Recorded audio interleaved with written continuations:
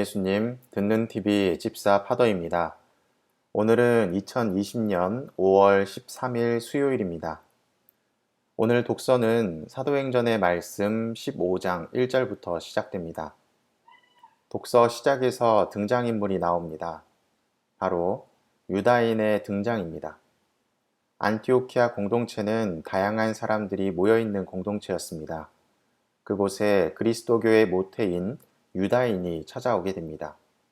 그리고 모세의 관습에 따라 할례를 받지 않으면 여러분은 구원을 받을 수 없습니다. 라고 말합니다. 이 말을 들은 사람들은 혼란스러운 상황을 마주했을 것입니다.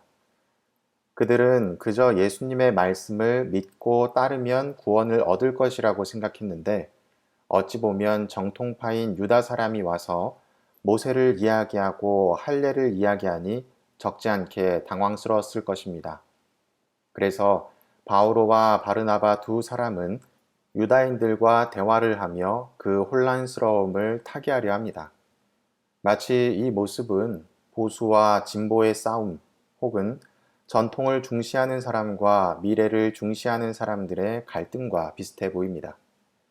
그리고 지금도 마찬가지이지만 서로 대립되는 가치관을 지닌 사람들 간의 대화는 합의점을 찾지 못하고 그들을 중재해 줄 사람을 찾아 나서게 됩니다. 그 인물은 바로 전통과 미래를 함께 경험한 사도들입니다. 그래서 예루살렘으로 향하게 됩니다. 안티오키아 교회에서 예루살렘으로 가는 중 페니키아와 사마리아를 거치면서 사람들에게 수많은 사람들이 예수님을 알게 되었고 변화되고 있다는 기쁜 소식을 전합니다. 그리고 그리스도를 믿는 이들은 그 소식을 듣고 기쁨에 겨워합니다. 예루살렘에 도착한 그들은 그간의 자신들의 행적과 성과에 대해서 사도들에게 이야기합니다. 그 이야기를 가만히 듣고 있던 사람들 중 바리사이였다가 그리스도를 믿게 된 사람 몇이 똑같은 이야기를 합니다.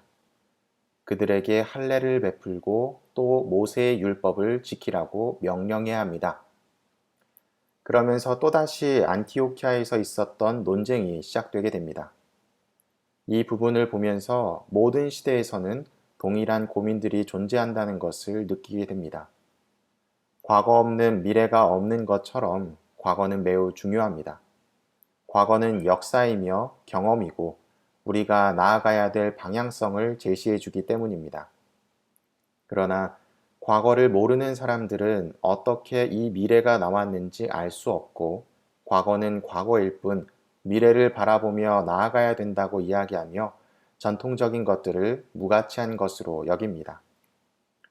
또한 반대로 과거를 아는 사람들은 미래를 보지 못하고 과거에만 얽매여 자신들의 경험과 울타리 안으로 모든 것을 받아들이고 해석하려 합니다. 여기서부터 좁힐 수 없는 갈등이 시작됩니다. 오늘 안티오키아와 예루살렘에 모인 공동체 또한 마찬가지입니다. 전통적으로 유다인이었던 그들에게 할례는 놓을 수 없는 것이고 변화되어서는 안 되는 것입니다. 그리고 실제로 그 자리에 모인 대부분의 그리스도인들은 유다교 전통 아래서 할례를 받은 인물들이었고 자연스럽게 이방계 그리스도인들 또한 할례를 통해서 자신들과 같아져야 한다는 생각을 가졌을 것입니다.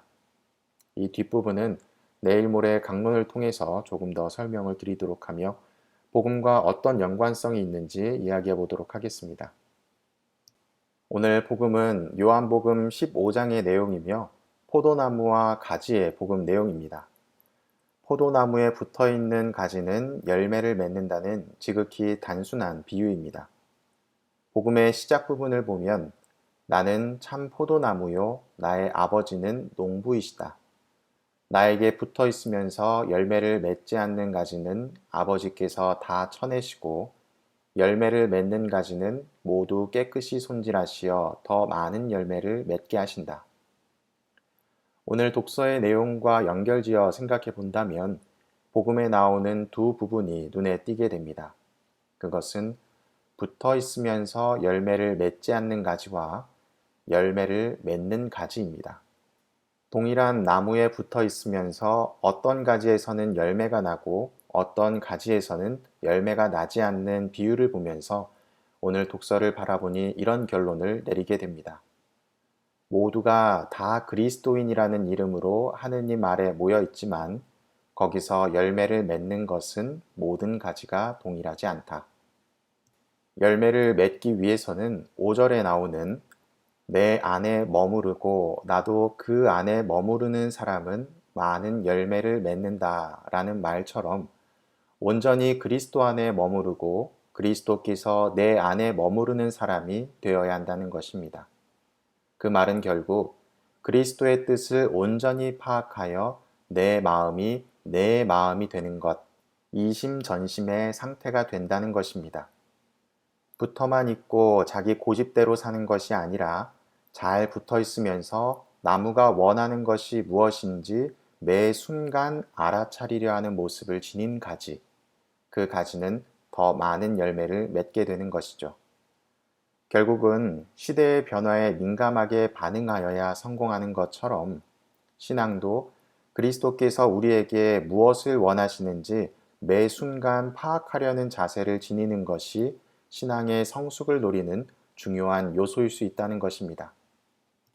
그래서 우리가 흔히 이야기하는 발바닥 신자라는 표현을 경계해야 합니다. 저 개인적으로는 발바닥 신자라는 표현도 감사하다고 생각합니다. 시대가 변하면서 매 시간이 소중해지는 현대 사회에 주일만이라도 지키려는 모습을 보이는 신자분들을 볼 때면 감사함이 앞섭니다.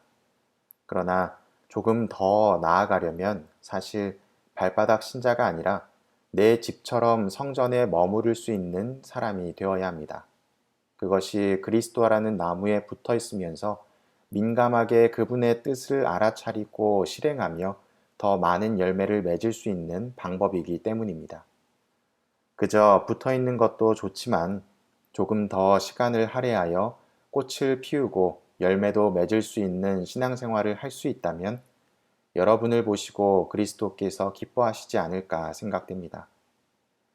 작은 꽃이라도 열매라도 피울 수 있는 신앙생활을 이어갑시다.